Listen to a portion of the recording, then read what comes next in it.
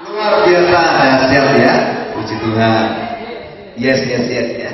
Jadi semangat sekali. Saya minta tolong pemain keyboardnya bisa tetap stay, mendampingin saya selama firman disampaikan. Kita jaga hadirat Tuhan supaya suasana surgawi tetap ada di ruangan ini. Bukan karena musiknya, tapi karena kebiasaan saya kalau menyembah Tuhan rasanya intim, pengen berdua saja sama Tuhan. Ya, bukankah kita ini mempelainya Tuhan? Dia mempelai laki-laki dan kita mempelai perempuan. Ya, jadi silakan pemain keyboard mainkan instrumen surgawinya. Pastikan suaranya tidak lebih besar daripada suara saya, sehingga Bapak Ibu, saudara di tempat ini bisa mendengar pesan Tuhan bagi setiap kita. Amin, Bapak Ibu. Amin. Nah, pertama kali saya ucapkan terima kasih kepada Bapak Gembala, Bapak Pendeta Bapak Roni, yang terhormat, terima kasih. Dan juga pada Bapak Majelis Ibu yang ada di tempat ini, dan kepada seluruh jemaat yang dicintai Tuhan Yesus, GPI Mawar Sahabat Batu Penjuru. Tuhan memberkati. Dan salam kenal dari kami dari TWC Ministry. Kami sebuah organisasi. TWC singkatan dari The Wonderful Counselor Ministry, pelayanan The Wonderful Counselor. Artinya pelayanan yang kita bawa adalah bukan diri kami, tetapi Tuhan Yesus. The Wonderful Counselor itu artinya penasehat yang ajaib. Siapakah dia? Tidak lain tidak bukan, dialah Tuhan Yesus Kristus. Amin. Nah, perkenalkan, nama saya Cahya Nugraha dan saya datang dengan tim. Ini saudara saya Michael, ya, anak rohani kami, dan juga di belakang ada Yanti, juga anak rohani kami. Mohon maaf Bapak Ibu, kita hanya datang bertiga. Biasanya kita berlima, berenam, karena memang pelayanan ini pelayanan tim. Ya, pelayanan tim dengan rupa-rupa karunia Roh Kudus yang diberikan kepada kami. Kami ingin layani setiap tubuh Kristus yang membutuhkan pertolongan. Jadi sebentar firman Tuhan akan disampaikan.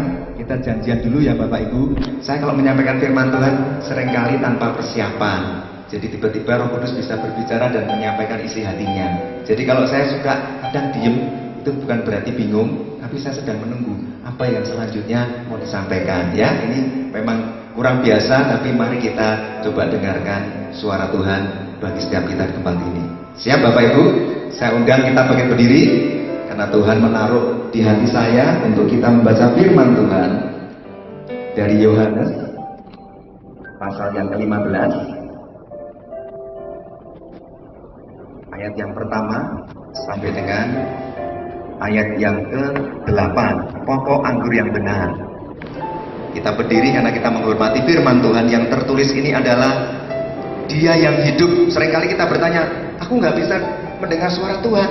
Oh iya, tentu saja. Sudahkah Anda membaca firman yang tertulis?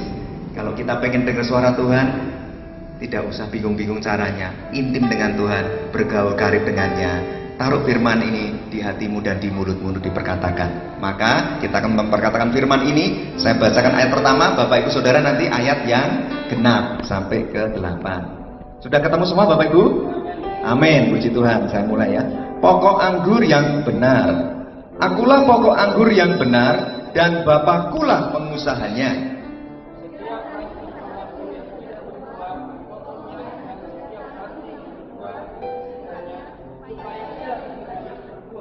Kamu memang sudah bersih karena firman yang telah kukatakan kepadamu. Aku di dalam kamu. Sama dengan yang tidak dapat berbuah dari dirinya sendiri kalau ia tidak tinggal pada pokok anggur.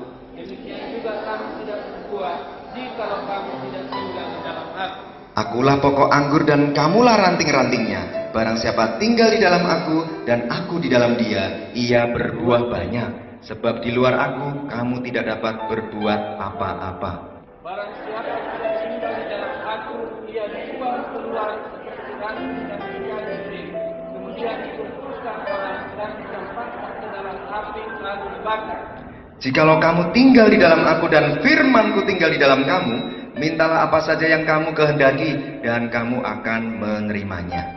Dalam hal ini yang Bapakku disediakan, yaitu jika kamu berbuah banyak dan dengan demikian aku adalah. Sekali lagi ya Bapak Ibu, kita baca supaya firman ini benar-benar meresap di hati kita. Akulah pokok anggur yang benar dan Bapakkulah pengusahanya. Setiap ranting padaku yang tidak berbuah, dipotongnya dan setiap ranting yang berbuah, dibersihkannya supaya ia lebih banyak berbuah.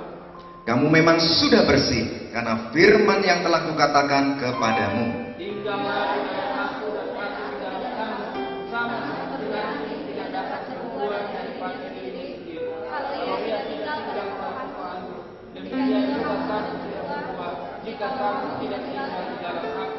Akulah pokok anggur dan kamulah ranting-rantingnya. Barang siapa tinggal di dalam aku dan aku di dalam dia, ia berbuah banyak. Sebab di luar aku kamu tidak dapat berbuat apa-apa.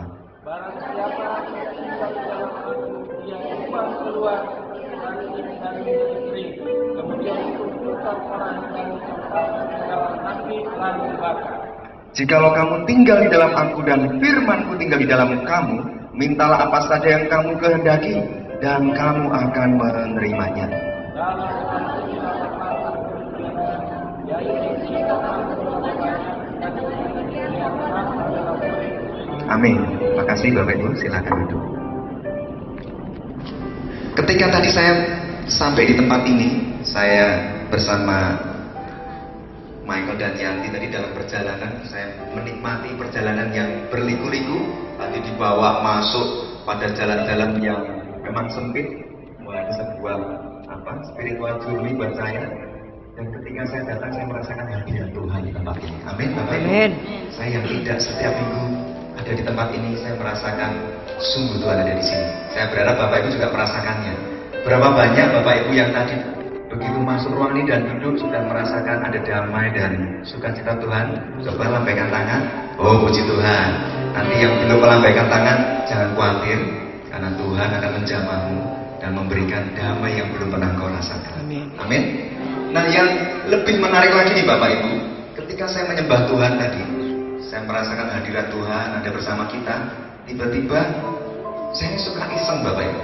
Saya menengok ke sebelah, kalau saya ngadep sana berarti ke sebelah kiri saya. Saya tersenyum. Saya berkomunikasi di hati saya, kok ada-ada aja ya. Ada seekor anjing lewat tadi. Nah, itu dia. Dan saya amati dia dengan kalemnya, dengan tenangnya, bahkan sekarang tertidur pulas. Saya merasakan, wow Tuhan, hadirat-Mu luar biasa. Bahkan seekor anjing pun Kau bawa masuk ke tempat ini. Loh, kita cara pandangnya berbeda ya Bapak. Kau bawa masuk ke tempat ini untuk menikmati hadiratnya, bukan untuk mengganggu kita, bukan untuk menggonggong-gonggong. Ya, saya pernah ada pengalaman, ada pelayanan di suatu gereja, itu anjingnya gonggong-gonggong terus. Waktu itu di desa Baringkok Bapak Ibu. Itu dari Tenjo, Bogor masih sekitar 1 jam. Masih sekitar 1 jam. Nah, waktu kami melakukan KKM penginjilan itu anjingnya berisik sekali. Saya tahu bahwa pekerjaan setan ini tidak tinggal diam. Tapi lihat, tidur dan tenang sekali ya. Mungkin kalau melihat aura Bapak Ibu ini begitu penuh dengan sinar Tuhan dan kemuliaan, ini dia pules nih. Tapi jangan sampai Bapak Ibu nanti dengan firman Tuhan ikut-ikutan pules ya. Amin. Dan kembali ke firman Tuhan. Akulah pokok anggur yang benar dan Bapakkulah pengusahanya. Ayat ini berbicara apa Bapak Ibu Saudara? Hal ini berbicara berarti ada pemilik kebun anggur. Betul nggak Bapak Ibu? Pokok anggur yang benar, Yesus mengatakan akulah pokok anggur yang benar.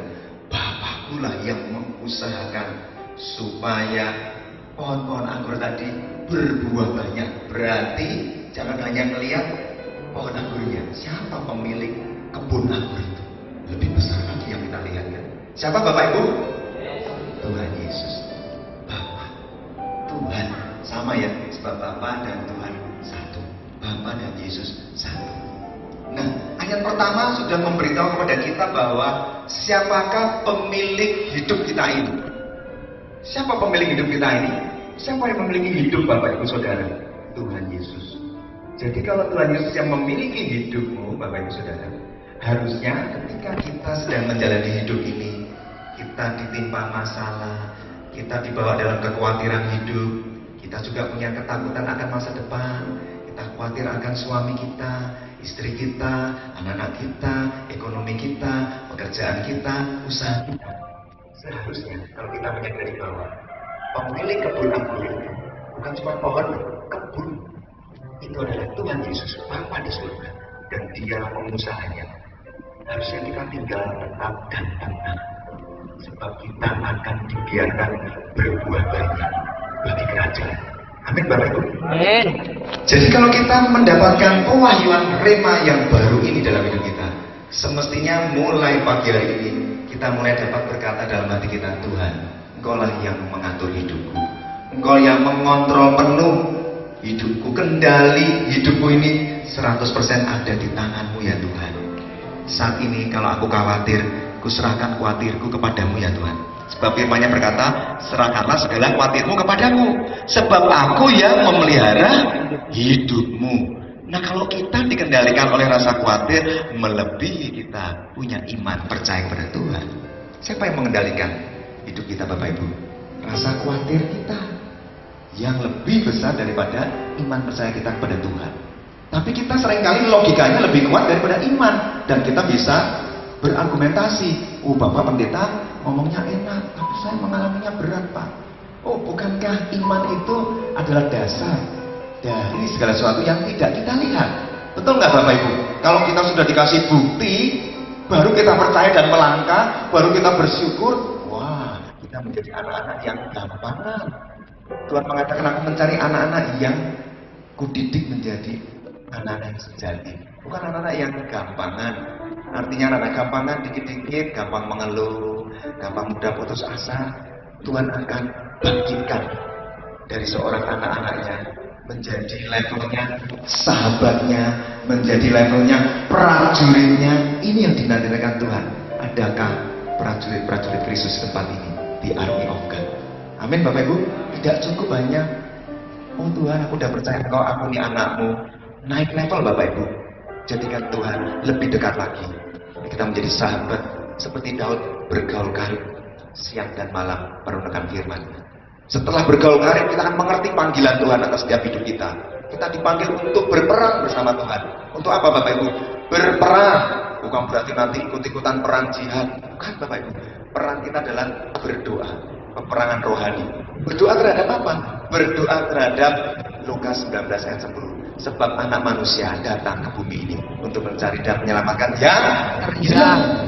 Berarti kita kalau mau melakukan doa peperangan rohani, berdoa sungguh-sungguh, mengerang sungguh-sungguh di hadirat Tuhan, jangan lagi Bapak Ibu untuk berdoa dan menangis hanya oleh karena kita berdoa dan menangis karena kebutuhan kita, karena masalah kita. Mari, kalau Dia pemilik kebun anggur itu, Dia tahu kok kebutuhan kita, Dia tahu banget kedalaman hati kita. Coba kita abaikan apa yang menjadi unek-unek kita selama ini, masalah hidup selama ini. Fokus sama Tuhan dan responi apa yang menjadi isi hati Tuhan. Isi hati Tuhan, denyut jantung Tuhan itu cuma satu Bapak Ibu.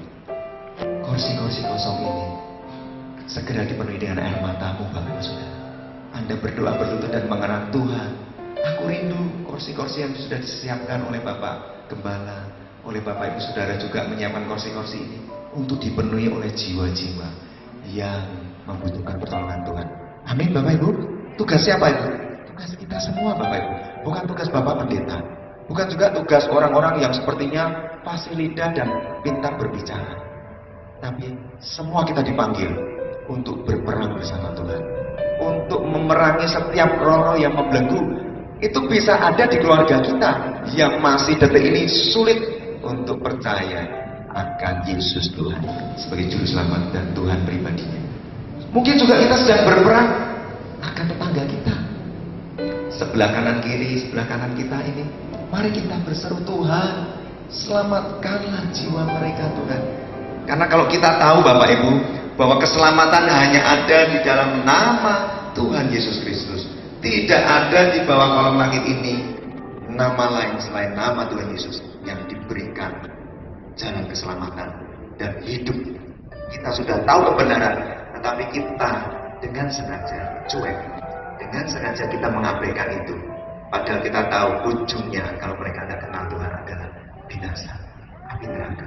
Oh, betapa kita menjadi orang Kristen yang, mohon maaf Tuhan, hanya memikirkan diri sendiri, alias PKP.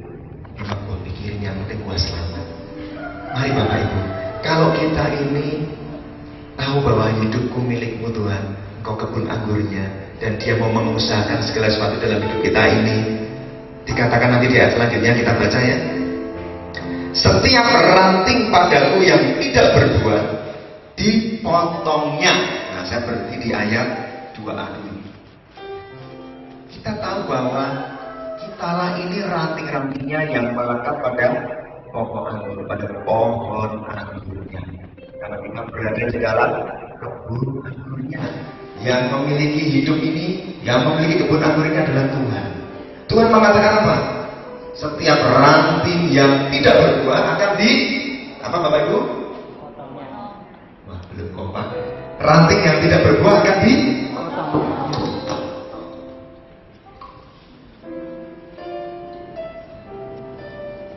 ya, amin. Ranting yang tidak berbuah, Tuhan mengatakan akan dipotongnya. Ranting yang tidak berbuah berbicara apa Tuhan? Ini berbicara kehidupan orang-orang Kristen, anak-anak Tuhan, termasuk saya.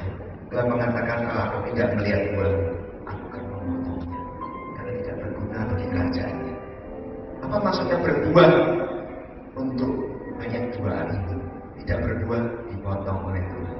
Artinya tidak menghasilkan buah pertobatan. Berapa banyak Bapak Ibu kehidupan kita sudah percaya Tuhan, tapi sampai detik ini juga kita masih terikat dengan dunia ini.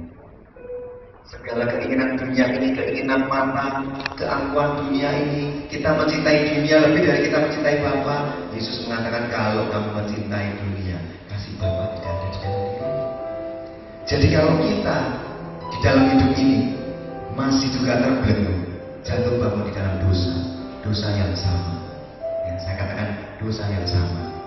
Dan ketika saya mengatakan ini, coba Bapak Ibu izinkan Allah Roh Kudus memberitahu dosa apakah itu. Saya tidak tahu, tapi Bapak Ibu tahu. Ya, dosa yang itu yang saat ini ada diingatkan. Bisa dosa karena ada suam-suam kuku, mengikut Tuhan biasa-biasa saja. Anda nggak panas, Anda nggak dingin, sebab Anda punya pemikiran yang keliru. Hati-hati Bapak Ibu, karena iblis zaman sekarang itu tidak seperti penampakan film-film yang diekspos di media TV, dimasukin di botol pakai ilmu pencak apa tuh, dimasukin di botol, atau film-film horor yang dinikmati di sinema. Wah, itu mah pekerjaan sutradara supaya filmnya. Iblis zaman sekarang lebih menyerang di zaman modern. Dia menyerang dengan berbagai cara, menggunakan teknologi, bisa masuk melalui teknologi internet, gadget.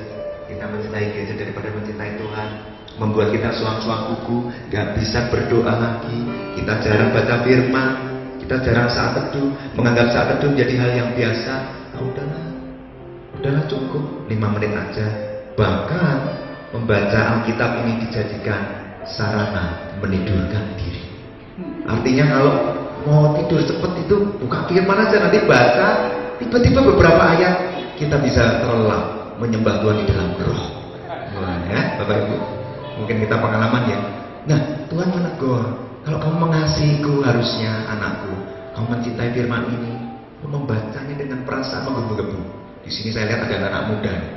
Kalau cinta Tuhan, kalau cinta sama pacarnya yang nggak punya pacar, kan nggak bisa cuma mengatakan aku mencintai, dibuktikan dengan tindakan. Seminggu nggak ketemu, ya kangen dikit. Sebulan nggak ketemu, kangen banget. Nah, itulah kurang lebih kalau kita mengatakan Tuhan aku mencintaimu. Tuhan mengatakan mosok sih kamu membaca firmanku aja, kamu nggak ada perasaan kangen, yang ada hanya perasaan ngantuk dan bosan.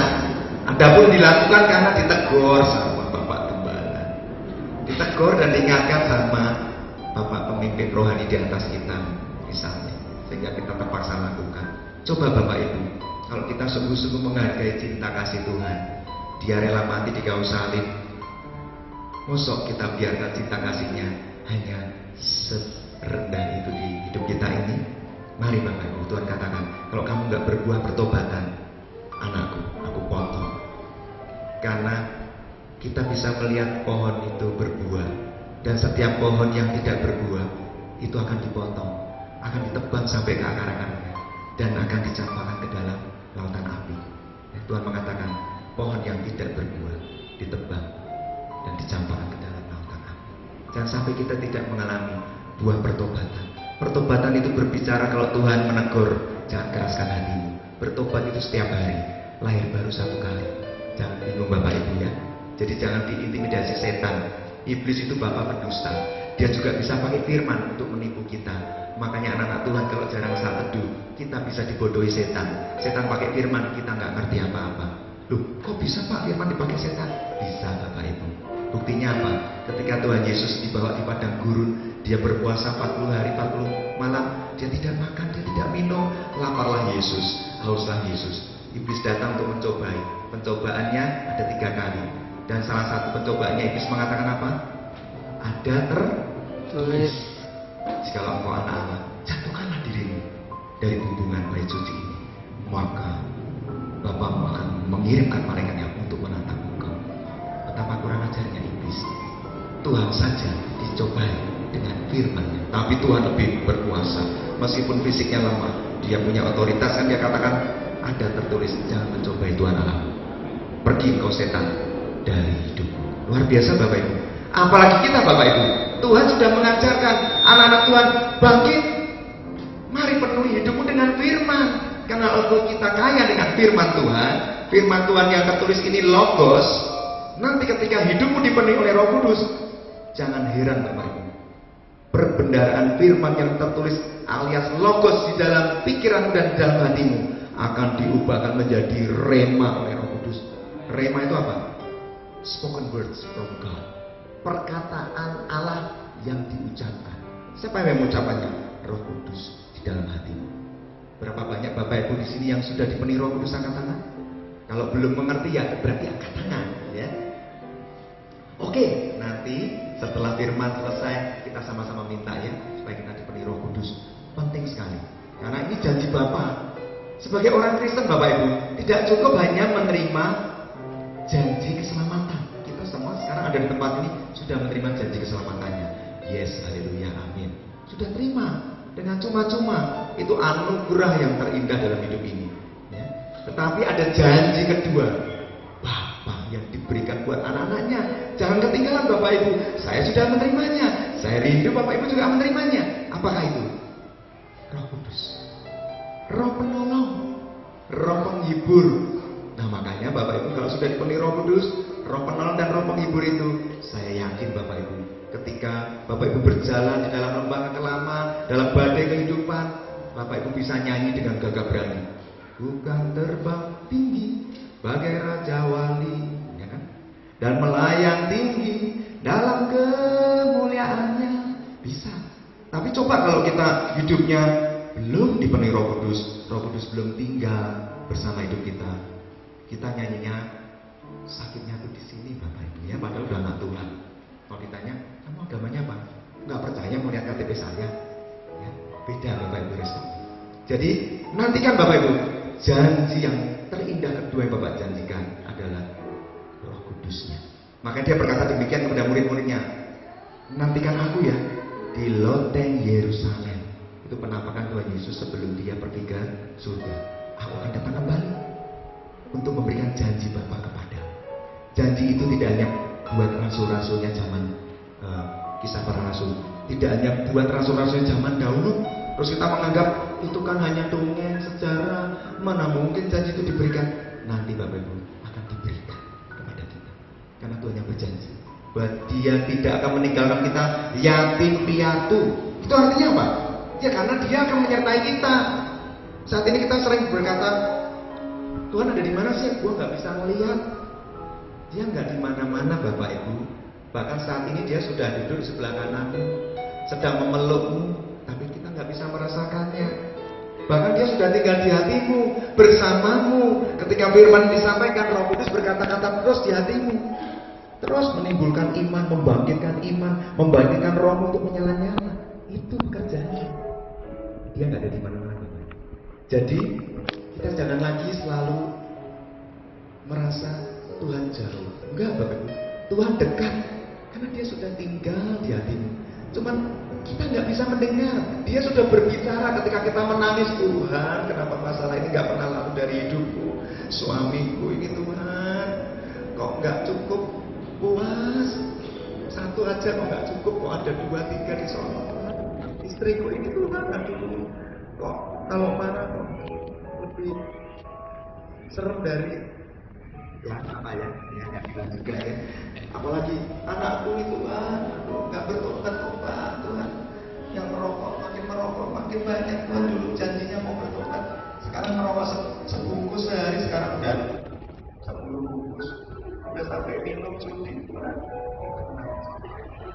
Tapi kalau ada Roh Kudus, Dia akan memberi kita kekuatan dan kita berkata, jangan penjamannya sanggup mengubah batu-batu menjadi anak-anak dalam.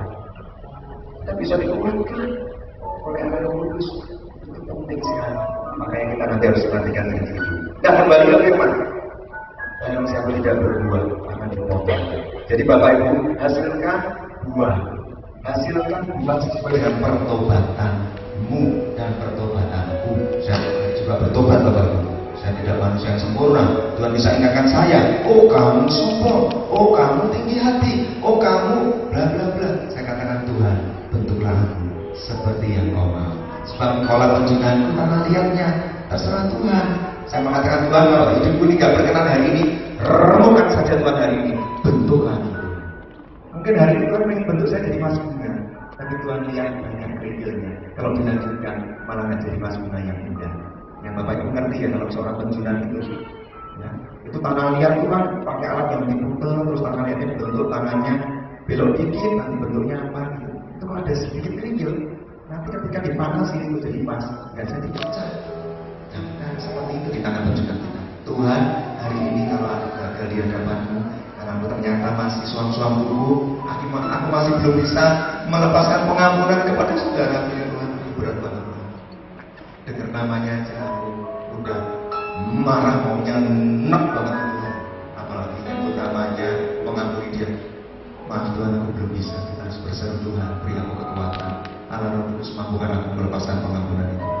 Hancurkan aku ya Tuhan. Sebab Tuhan saja sudah memberi contoh dengan teladan yang luar biasa. Dia Allah yang luar biasa, mau turut jadi hamba yang hina. Lahirnya aja sudah hina.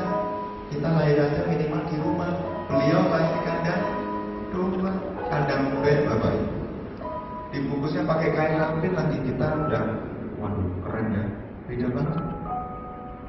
Kita harus mencontoh teladan Yesus. Dia aja menderitanya luar biasa, kita baru menderita dikit udah nyanyinya lagu ini. Ya, kalau aku mati kau juga mati, ya. Sakitnya di sini apalagi. Tapi Tuhan memberi contoh yang luar biasa kan. Dia tahan, dia berikan punggungnya untuk menerima 40 minus 1 cambukan. Bapak Ibu, Bapak Ibu dicambuk sekali aja saya jamin kesakitan dan kepahitan sama orang yang nyambuk dengan sengaja. Yesus 39 cambukan tentara Romawi yang badannya gede-gede. Cambukannya bukan cambukan untuk kuda, untuk lokal. Itu cambukan tentara Romawi itu ujungnya Bapak Ibu sudah tahu ya, ada besinya. Jadi begitu dipukulkan di punggung Yesus, itu sakitnya luar biasa. Tetapi menjadi berlipat-lipat sakitnya ketika ditarik dengan paksa. Karena apa? Dagingnya Tuhan Yesus terlepas dari setiap bagian tubuhnya. Makanya di kitab Yesaya dikatakan Tuhan Yesus itu sudah enggak wujud manusia lagi, tidak bisa diidentifikasi lagi, hancur lebur badannya. Kalau wah ngeri lah, udah tercacah-cacah mukanya, sudah tidak bisa diidentifikasi lagi, diberi mahkota duri. Jadi penderitaan yang kita alami di dunia ini tidak sebanding Bapak Ibu dengan penderitaan Tuhan. Maka itu Bapak Ibu, hargai keselamatan yang sudah berikan.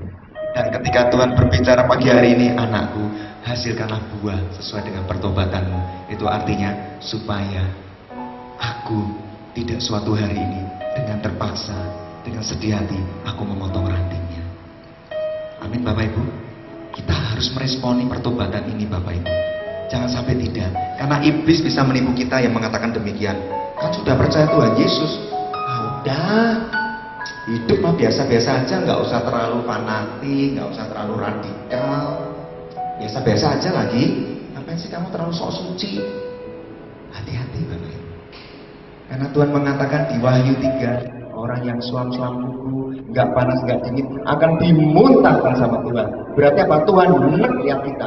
Di Matius 7 ayat 20 sampai 22 dikatakan, pada hari yang terakhir akan banyak orang berseru-seru kepadaku, Tuhan, Tuhan, bukankah aku sudah bernubuat demi namamu? Bukankah aku sudah mengusir setan demi namamu?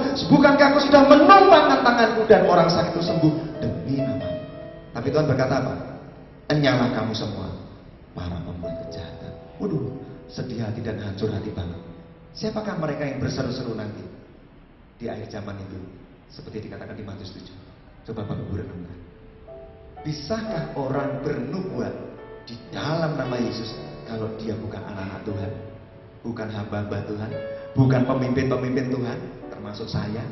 Bukankah orang-orang yang bisa mengusir setan di dalam nama Yesus, berarti dia sudah menjadi anak Tuhan yang menerima kuasanya, diberi tenaga dan kuasa, disertai dengan tanda-tanda heran dan ajaib. Itu hanya anak-anak Tuhan. Tapi kenapa Tuhan tidak berkenan dan mengatakan, enyah kamu semua pembuat kejahatan? Tuhan berduka. Artinya apa?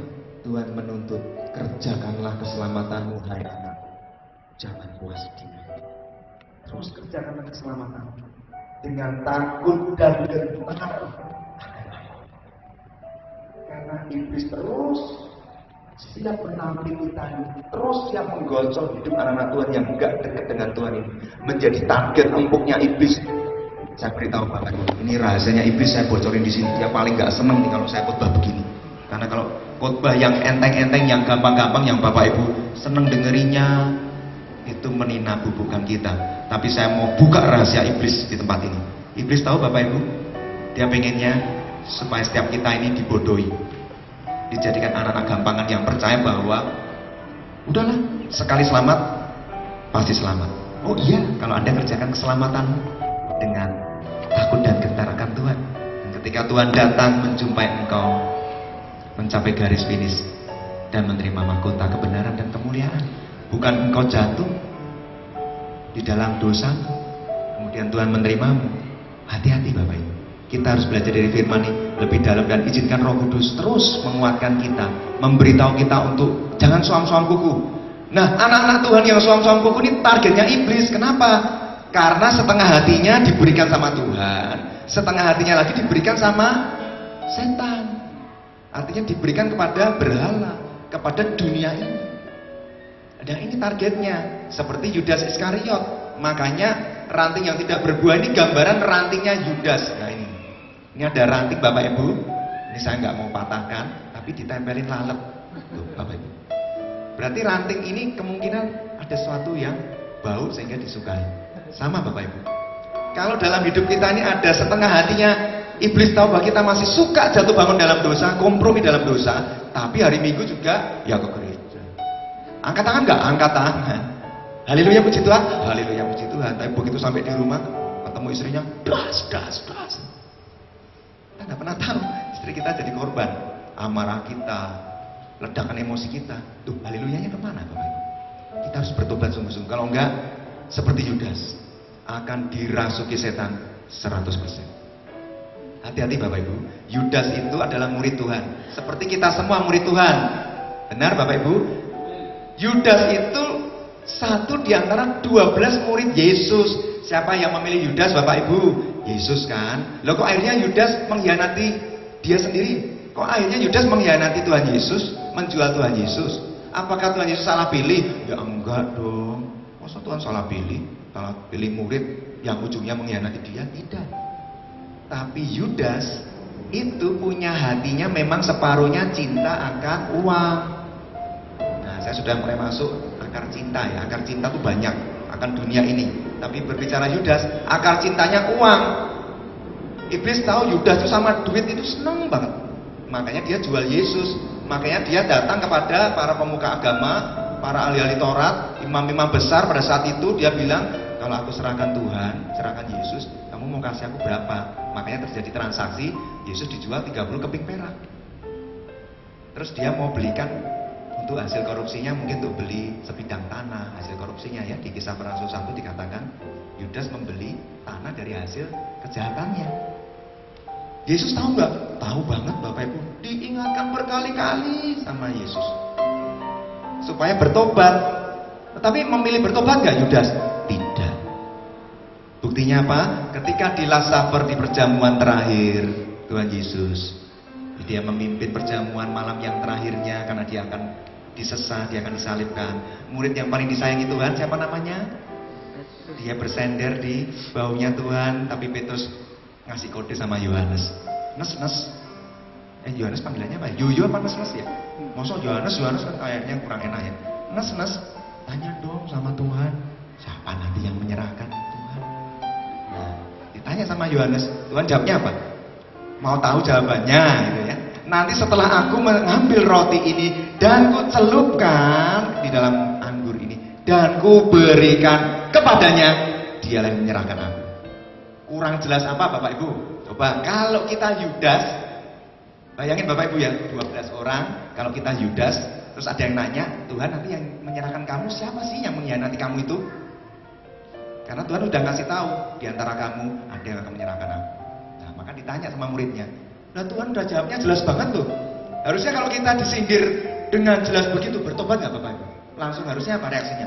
Langsung ya minimal nangis, sujud, Tuhan ampuni aku Tuhan, Engkau tahu kedalaman hatiku, aku mau bertobat Tuhan, akulah orangnya. Harusnya kan begitu. Tetapi apa sama Yudas? Malah oh Bapak Ibu jarang baca firman nih, malah dimakan Bapak Ibu. Nanti dibaca ya, diselidiki ya. Sekarang percaya sama saya, terlebih percaya sama Tuhan, saya tidak mungkin berbohong ya. Ini firman Tuhan. Malah dimakan sama Yudas. Nah, harusnya kan dia bertobat. Detik dia makan, dikatakan di ayat selanjutnya, detik itu juga dia kerasukan si iblis atau setan. Kerasukannya 100%. Sebelumnya kan setengah hati aja dikuasai iblis. Karena dia tidak mau bertobat di detik-detik terakhir Tuhan panggil hidupnya untuk bertobat. Ingat Bapak Ibu, kita juga nggak tahu loh. Saya aja nggak tahu. Setelah ini apa Tuhan panggil saya pulang? Saya nggak tahu. Bapak Ibu tahu? Makanya bertobat itu jangan last minute. Hati-hati dengan peribahasa begini. Yang penting udah percaya Tuhan, ya masih muda, hidup foya-foya, nikmati hidup lah. Nanti kalau udah tua bertobat masuk surga. Ingat Bapak Ibu, ini tipuan iblis. Ya kalau matinya tua, ya kalau pas mati tua sempat bertobat. Nah, Yudas kurang apa Bapak Ibu? 3,5 tahun bareng sama Tuhan Yesus, makan bareng, minum bareng, tidur juga bareng sama Tuhan Yesus kan. Pelayan kemana-mana ikut, terus 12 murid ini tidak pernah lepas dari mata gurunya. Kok bisa menempel sama pokok anggur terus aja bisa jatuh? Apalagi kita Bapak Ibu baca firman, kapan ya terakhir berdoa? Doa makan terakhir aku ingat. Hati-hati Bapak Ibu, Yudas saja tidak kebal terhadap dosa, tidak kebal terhadap bisikan setan, terlebih kita. Tuhan mengingatkan, ranting Yudas ini akan dipotong kalau nggak bertobat. Sudah murid Tuhan, bahkan Yudas itu termasuk bilangan rasul, bukan sekedar murid, rasul aja bisa jatuh dan akhirnya 100% hidupnya dimiliki setan. Maka Tuhan mengatakan, sekarang juga apa yang tidak kau perbuat, perbuatlah segera. Murid-muridnya juga masih belum paham. Yesus ngomong begitu, mengira, oh Yesus nyuruh Yudas beli makanan kali. Padahal maksudnya Tuhan, udah, aku nggak mau menolongmu lagi. Kau sudah mengeraskan hatimu dan hatimu sepenuhnya dimiliki setan. Lakukanlah. Jadi Yudas ini menjadi dipilih setan untuk melakukan agenda-agendanya. Makanya Yudas akhirnya hidupnya binasa. Menyesal nggak Bapak Ibu Yudas? Menyesal nggak Bapak Ibu? Setelah dia kerasukan setan dan menjual Yesus, sudah nggak bisa bertobat lagi karena hatinya sudah membatu, sudah nggak mungkin lagi dibuka untuk menerima anugerah kemurahan Tuhan. Dia bisa menyesal Bapak Ibu. Tapi terlambat. Apa bukti menyesal? Ada firman-Nya. Menyesalah Yudas. Dia kembali ke para imam-imam, dia mengatakan, aku nggak nyangka loh, ternyata kalau aku jual Yesus kamu sampai menyalibkan dia. Yudas nggak menyangka bahwa Yesus sampai harus menderita seperti itu. Jadi dia bilang, kalau bisa lepaskan dia, aku kembalikan 30 keping perak ini. Tapi semua para imam ketawa, menertawakan Yudas. Akhirnya Yudas frustasi, 30 keping perak juga cuma dibuang di bait Allah waktu itu. Dia nggak menikmati hasilnya, dia keluar dengan hancur hati. Detik itu juga iblis membisikkan dusta yang terakhir, gantung diri. Kamu udah nggak berguna, mati saja. Berapa banyak anak-anak Tuhan yang bunuh diri, padahal dia sudah anak Tuhan. Hari-hari ini saya mendengar kisah di Gading Serpong ada orang yang bunuh diri. Padahal katanya Bapak Ibu ya, saya juga nggak tahu kebenarannya. Padahal dia orang Kristen, bapaknya seorang hamba Tuhan. Saya hancur hati Tuhan. Seandainya waktu itu kau izinkan aku atau orang lain sempat berjumpa dan mampu mengkonselingin dia nggak akan habisi hidupnya dengan gantung diri di garasi rumahnya. Hanya oleh karena habis menikah dia nggak dapat pekerjaan lagi, dipecat dari perusahaannya, dia membayangkan bayar KPR-nya pakai apa, duitnya habis untuk biaya menikah, dia sudah runyam hidupnya, nggak ada harapan. Setan membisikkan dusta, bunuh diri. Itu sempat heboh Bapak Ibu di Gading Serpong, di klaster Kristal kalau nggak salah. Tuh, hati-hati Bapak Ibu, setan terus mengincar kita, anak-anak Tuhan ini yang suam-suam buku, sasaran empuk. Justru saudara-saudara kita yang masih ateis, yang belum mengenal Yesus sebagai Tuhan dan Juru Selamat, itu enggak disentuh sama setan. Kalau bahasa Jawanya setan, isinya ada yang bahasa Jawa, ada orang Jawa enggak? Setan orang julid, ya, ya. Setan udah nggak mau makan. Nah, karena dibiarin juga sudah jadi temannya. Tapi orang yang percaya Tuhan setengah hati ini, itu target empuk. Kalau orang yang berapi-api sama Tuhan, setan nggak bisa mendekati, karena kita diberi kepekaan dan diberi kuasa. Orang yang setengah hati, sasaran empuk. Hati-hati ya Bapak Ibu. Oh, dari tadi lalat ini nggak keluar-keluar Bapak Ibu. Sepertinya Tuhan sedang berbicara sesuatu. Ini Bapak Ibu, ini ranting ini. Kenapa ditempelin lalat terus? Udah digoyang, nggak mau pergi juga. Tuhan memberi inspirasi saya sebagai berikut. Unik ya Bapak Ibu ya. Saya mau beritahu. Kalau kita punya hati saat ini, masih ada celah untuk iblis tinggal di hati. Hati-hati. Berarti di hati kita ini masih ada luka. Terutama orang-orang yang masih belum melepaskan pengampunan. Sama orang tuamu, sama mertuamu, sama bapak ibumu, sama istrimu, suamimu, anakmu, sama pemimpin rohanimu, sama siapapun juga. Pokoknya kalau di tempat ini ada yang hatinya masih menyimpan amarah, benci, iri hati, dendam, hati-hati Bapak Ibu Saudara. Karena lalat ini berbicara Beelzebul, itu the Lord of Lies. Artinya setan-setan lalat itu akan hinggap di dalam setiap luka-luka hati yang belum ditutup oleh kasih Tuhan. Saya beri contoh, kalau kita lagi jalan, kita jatuh dan kita ada luka di lutut, dan kita kasih betadin tapi nggak segera sembuh kan Bapak Ibu. Kemudian kita berpergian tanpa pakai celana panjang, kita pakai celana pendek, tanpa diundang, lalat nempel nggak Bapak Ibu? Inilah gambaran kalau anak-anak Tuhan punya hati yang menyimpan luka, ada suatu hati yang belum dibereskan di hadapan Tuhan. Lalat-lalat ini, iblis-iblis ini tahu ada celah di hatimu yang belum sepenuhnya dimiliki oleh Roh Kudus. Dia akan hinggap dan membisikkan banyak dusta di dalam hidup. Untuk semakin apa? Semakin terbelenggu, semakin terikat. Endingnya apa? Supaya ranting ini tidak berbuah. Amin Bapak Ibu. Saya mesti diingatkan Bapak Ibu, ini baru 2A, sudah jam 10.18 sampai jam berapa? 11 ya. Oke, saya kebut. 2B. Namun setiap ranting yang berbuah dibersihkannya supaya ia lebih banyak berbuah. Nah, ini juga satu pewahyuan yang baru Bapak Ibu. Kalau yang tidak berbuah dipotong, itu artinya buah pertobatan, ranting Yudas. Kalau ranting yang berbuah dibersihkannya supaya lebih banyak berbuah. Nah, berapa banyak kita suka bertanya-tanya dalam hati, bahkan juga suka mengeluh. Kita nggak tahu, aku tuh sudah melayani Tuhan sungguh-sungguh, aku tuh cinta Tuhan sungguh-sungguh, tapi kenapa ya dalam hidupku ini aku merasa sepertinya Tuhan itu mengizinkan masalah ini ada dalam hidupku, ada hal-hal yang nggak enak menimpa hidupku, padahal aku tuh sudah sungguh-sungguh. ikut Tuhan, meninggalkan semua dosa, pelanggaranku, masa laluku, aku udah bener-bener hanya memandang Tuhan saja. Tapi kalau aku mengalami hal-hal yang gak enak ini, kenapa ya Tuhan izinkan ini terjadi? Nah, firman-Nya mengatakan Bapak Ibu, kalau dia pemilik kebun anggur, terserah Tuhan dong. Benar gak Bapak Ibu? Dia mau bersihkan, dia mau potong, kita pasrah aja, berserah Tuhan, inilah aku. Tapi kenapa kok yang sudah berbuah juga harus dibersihkan? Beda lah ya, kalau dipotong itu berarti sudah tamat.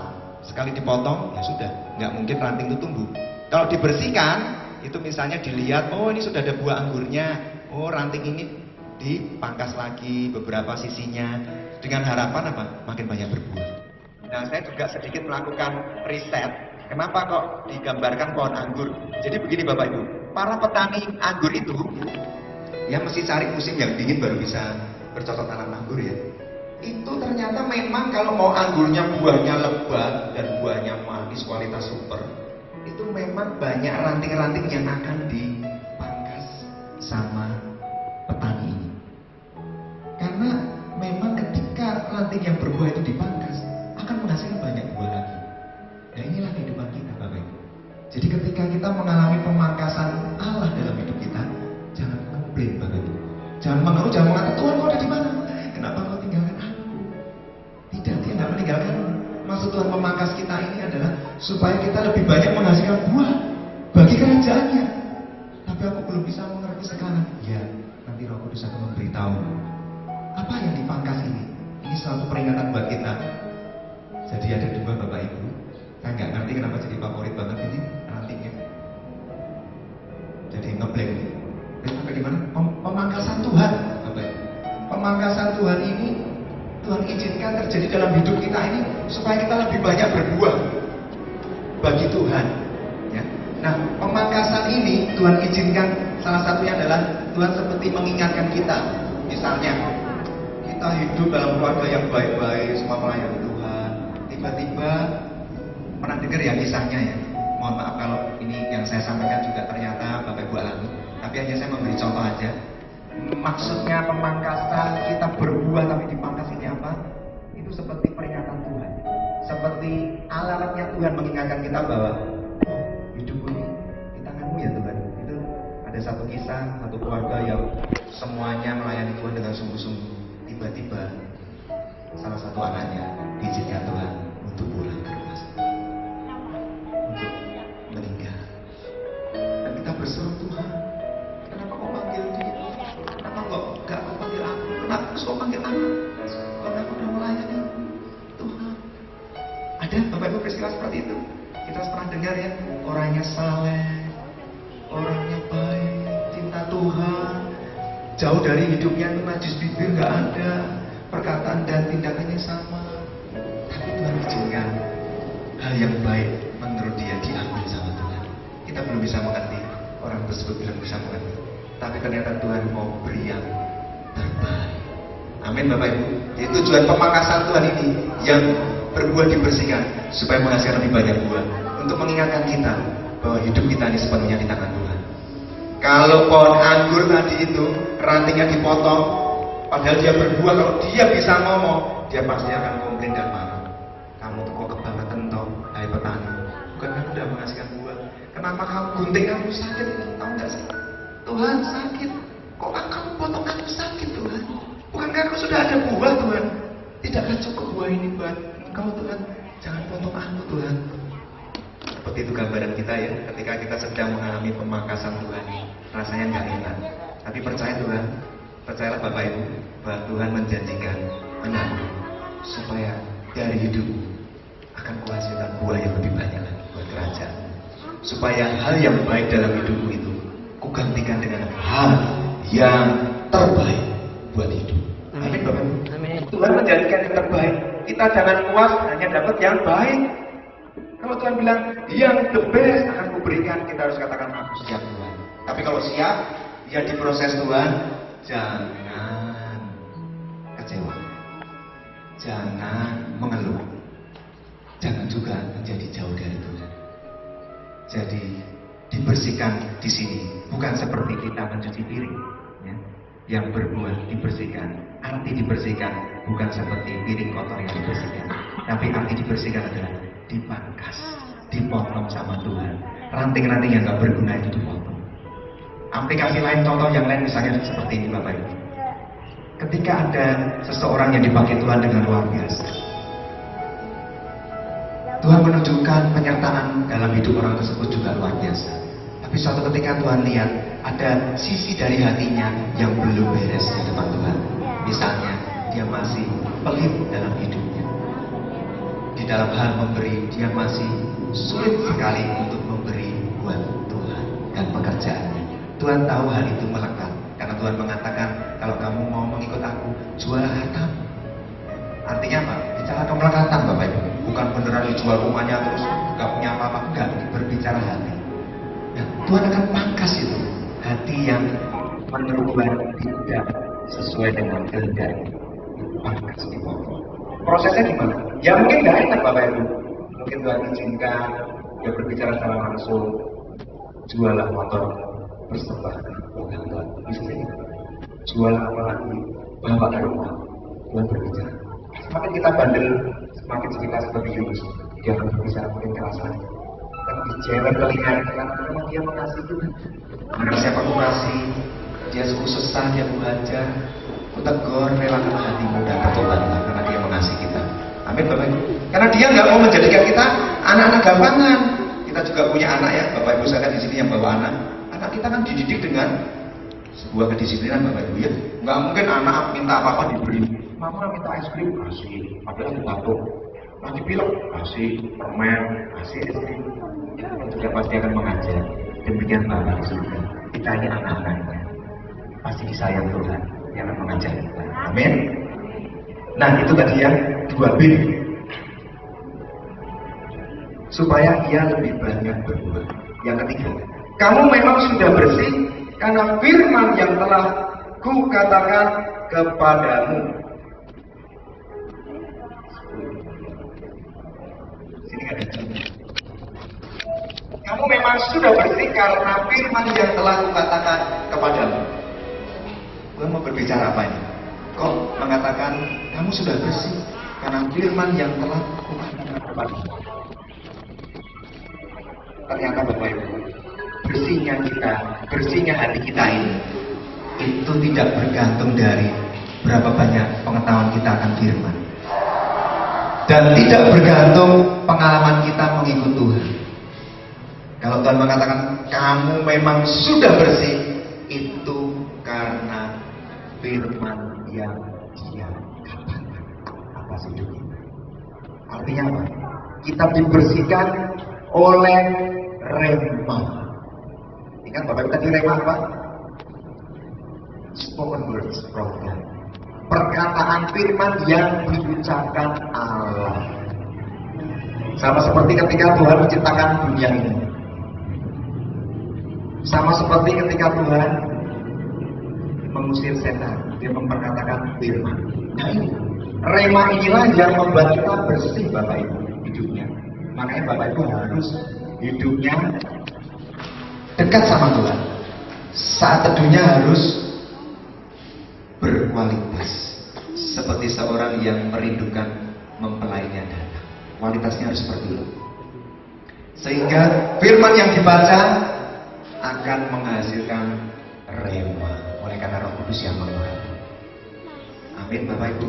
Nah rema inilah yang membersihkan kita. Oleh sebab itu Tuhan mengatakan kamu sekarang memang akan menjadi bersih oleh karena rema yang kukatakan di dalam hidupmu oleh karena Roh Kudus. Jadi Roh Kudus nanti di dalam hati Bapak Ibu, dialah yang akan membimbing dan yang memberikan guidance dan yang membuat jalan-jalan kita menjadi bersih. Itulah sebabnya dikatakan kamu sudah bersih oleh karena rema. Berapa banyak Bapak Ibu yang rindu menerima rema dari Tuhan? Amin. Bukan menerima logos. Kalau logos Bapak Ibu bisa baca sendiri di rumah. Tapi rema, kalau itu dimunculkan di hatimu, itu kita seperti diberi kekuatan dari surga. Pernah nggak Bapak Ibu mengalami ada suatu peristiwa sulit sekali menghadapinya, kita sudah putus asa. Tiba-tiba di hati ini seperti ada suara berbicara. Tenanglah anak, jangan takut, aku bersama. Pernah mengalami? Itulah rema. Saya selama hidup mengiring Tuhan 2 kali Bapak Ibu, Tuhan berbicara, tidak hanya rema di hati, di telinga saya. Indah sekali, audible. Pengalaman ini saya nggak bisa minta karena terserah Tuhan mau memberinya atau tidak. Tapi ketika saya pernah mengalami satu usaha yang sudah betul-betul saya melihat, Tuhan, aku udah nggak bisa apa-apa, aku menyerah. Perusahaan yang saya miliki pada saat itu sudah dalam kondisi yang mau bangkrut. Perusahaan kami mau menggaji karyawan sudah tidak mampu Bapak Ibu.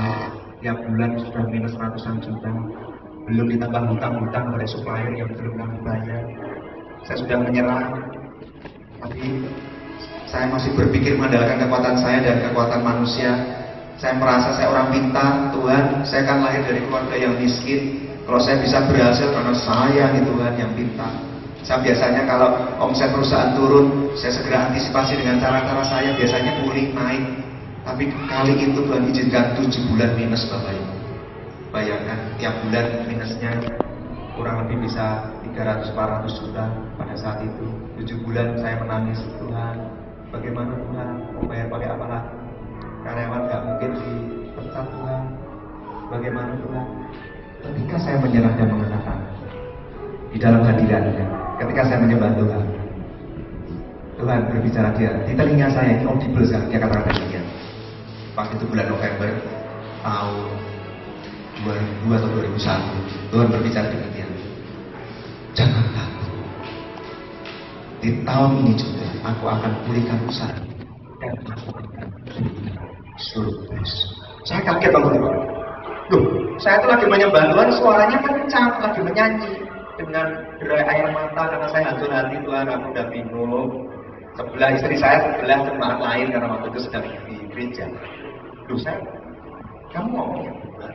Kenapa lagi? Tetangga sebelah nggak kenal. Oh, saya tahu, oh Tuhan berbicara audible, Bapak. Tiba-tiba saya dipenuhi luapan sukacita. Saya katakan terima kasih Tuhan.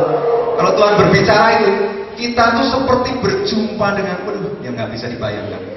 Satu suara dari Tuhan Yesus itu menghidupkan semua hidup kita yang mati, menghidupkan setiap tulang-tulang kering. Makanya tulang-tulang kering dibangkitkan ketika bersenggolan dengan tulang Elisa.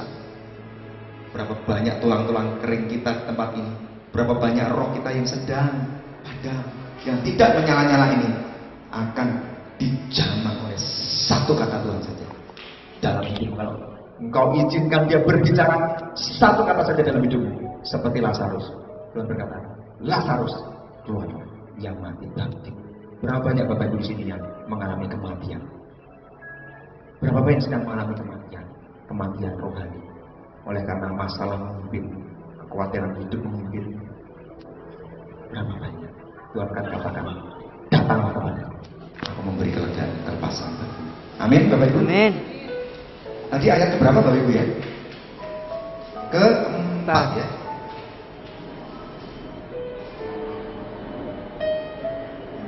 Tinggallah di dalam aku dan aku di dalam kamu, sama seperti ranting tidak dapat berbuah dari dirinya sendiri kalau ia tidak tinggal pada pokok anggur. Demikian juga kamu tidak berbuah jikalau kamu tidak tinggal di dalam aku.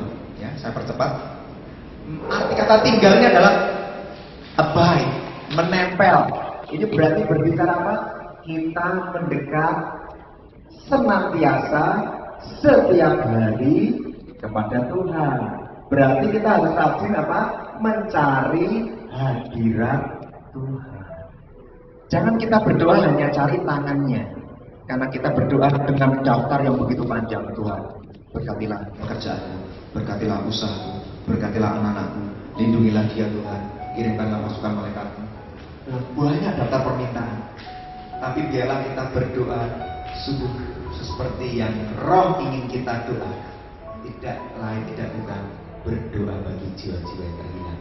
Tuhan katakan kamu harus tinggal di dalam aku, supaya kamu berbuah banyak. Tinggal ini berbicara mendekat, intim, bergaul karib sama Tuhan.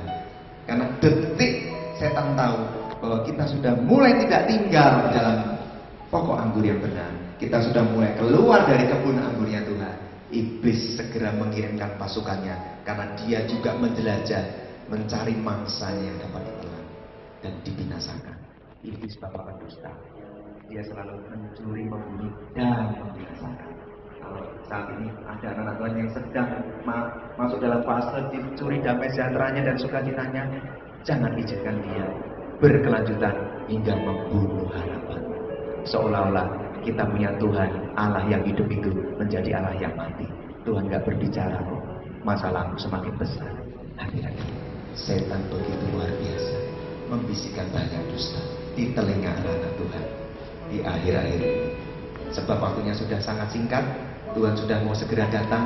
Pastikan Bapak Ibu, kita menjadi mempelai pria, mempelai wanitanya seperti 5 gadis yang bijaksana, yang pelitanya selalu menyala dan minyaknya selalu sedia. Jangan sampai nanti Tuhan datang kita seperti 5 gadis yang bodoh, terus panik. Tuhan, aku beli dulu yang pelitanya. Pintu gerbang perjamuan kalian anak domba sudah ditutup, sudah ditutup. Ya, Bapak Ibu. Kemudian ayat yang ke-5. Akulah pokok anggur dan kamulah ranting-rantingnya. Barang siapa tinggal di dalam aku dan aku di dalam dia, ia berbuah banyak. Sebab di luar aku, kamu tidak dapat berbuat apa-apa. Wah, ini saya paling suka dengan kata sebab di luar aku, kamu tidak bisa berbuat apa-apa. Ini Bapak Ibu, jadikan ini juga menjadi rema Anda.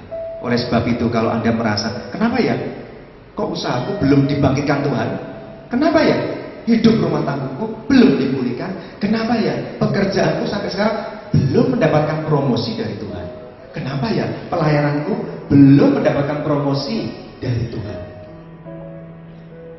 Karena mungkin kita kurang tinggal melekat kepada pokok anggur yang benar itu. Tinggal itu benar-benar dekat dan melekat dan merelakan hati kita untuk mau dipotongnya supaya banyak menghasilkan. Sebab Tuhan katakan, hai anakku, kalau kamu di luar aku, kamu gak bisa berbuat apa-apa.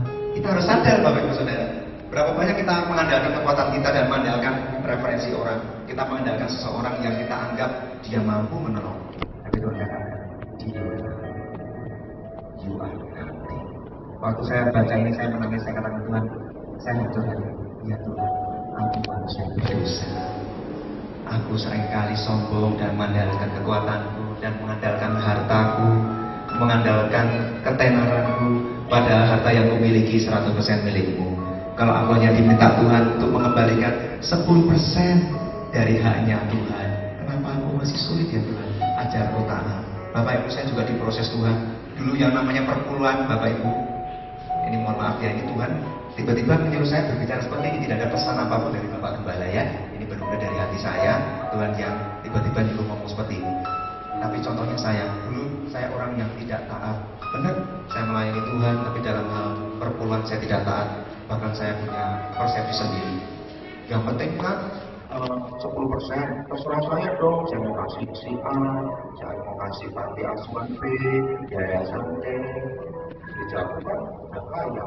Saya pun berpikir seperti itu. Tapi Tuhan tunggu, dari yang saya kecil ini tidak gak bisa. Bagaimana aku mempercayakan saya bisa kepadamu? Saya nanti saya juga. Terus Tuhan katakan, bukankah kamu hanya menyerahkan 10% milikku? Makin nangis saya pun, ya Tuhan, kok kenapa aku ngeklaim ini punya aku? Saldo di bangku ini kan punya aku Tuhan. Berapa banyak kita punya banyak saldo tiba-tiba hilang? Benar? Ada kasus yang waktu itu likuidasi bank apa itu saya lupa, Senturi apa? Tuhan ingatkan, oh Tuhan, ampuni aku manusia berdosa. Aku serahkan apa menjadi hakmu ya Tuhan. Aku bawa ke tempat Tuhan di mana saya beribadah. Saya nggak pandang lagi pemimpin saya nggak pandang lagi gedungnya. Saya hanya taat sama Tuhan. Tuhan, aku mencintai. Aku beri taat. Seperti itu Bapak Ibu. Tuhan bisa bawa kita kemana-mana ya. Hanya pesan Tuhan buat gereja tempat ini. Amin Bapak Ibu, karena Dia mengasihi ya, bukan karena Dia tidak mengasihi kita. Ya, aku tidak dapat berbuat apa-apa Tuhan tanpamu. Barang siapa, ayat yang 6, barang siapa tidak tinggal di dalam aku, ia dibuang keluar seperti ranting dan menjadi kering. Kemudian dikumpulkan orang dan dicampakkan ke dalam api, lalu dibakar. Oh, ini yang saya paling ngeri, Bapak Ibu. Ini yang saya paling takutkan. Karena kalau kita sudah tidak lagi mendekat sama Tuhan, tapi mulai keluar dari kebun anggurnya, tidak lagi melekat pada pohon anggurnya, pada pokok anggurnya, dan ditemukan kita tidak menghasilkan buah bagi kerajaannya, dikatakan dipotong, ranting kering itu dibuang, dikumpulkan orang, dibakar, itu berbicara penghakiman terakhir. Bapak Ibu jangan kaget ketika Tuhan datang nanti untuk menghakimi setiap orang yang hidup dan yang mati. Di Wahyu pasal yang ke-20 dia katakan, nanti ketika penghakiman itu dimulai, akan ada orang-orang besar dan kecil berdiri di hadapan tahta Allah. Artinya yang kecil pun kalau sudah bisa terima firman, dia harus segera dibimbing firman Tuhan. Karena di luar Tuhan, ujungnya adalah maut. Jadi pastikan Bapak Ibu, kita bukan orang-orang yang terbuang, tapi orang-orang yang terus meresponi panggilan Tuhan, mendekat kepada Tuhan. Sebab Tuhan itu kasih, iya, tapi Tuhan juga adil. Hati-hati, setan juga bisa suka kadang membuat kita melihat Tuhan itu kan penuh kasih sayang. Betul, saya setuju. Kalau kita berbuat dosa, kita bertobat, pasti Tuhan ampuni. Betul, karena firman-Nya mengatakan, kalau engkau mengakui dosa, maka aku akan mengampuni, akan memutihkan dosamu semerah apapun, akan diputihkan seperti salju. Barang siapa mau mengakui dosamu, ya kan? Betul.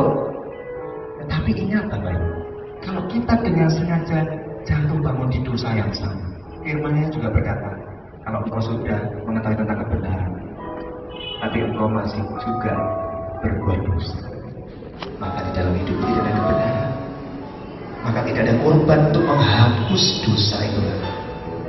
Di Wahyu pasal 3 juga dikatakan, barang siapa menang, aku tidak akan menghapus namanya dari kitab kehidupan. Barang siapa menang, aku tidak akan menghapus dari kitab kehidupan. Oke. Yang terakhir saya lompat ayat 8. Dalam hal inilah Bapakku dipermuliakan, yaitu jika kamu berbuah banyak, dan dengan demikian kamu adalah murid-muridku.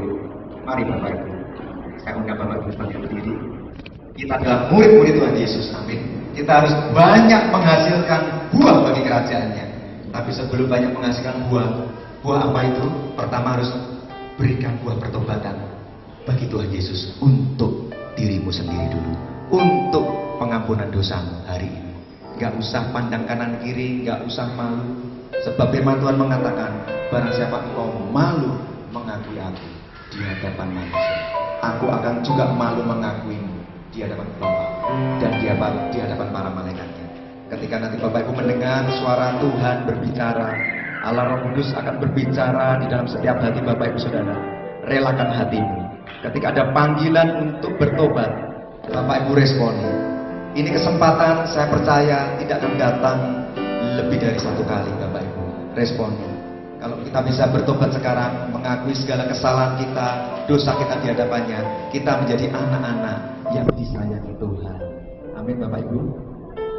Mari kita pecahkan mata dan izinkan saya berdoa untuk memimpin Bapak Ibu sekalian masuk di dalam hadirat Tuhan.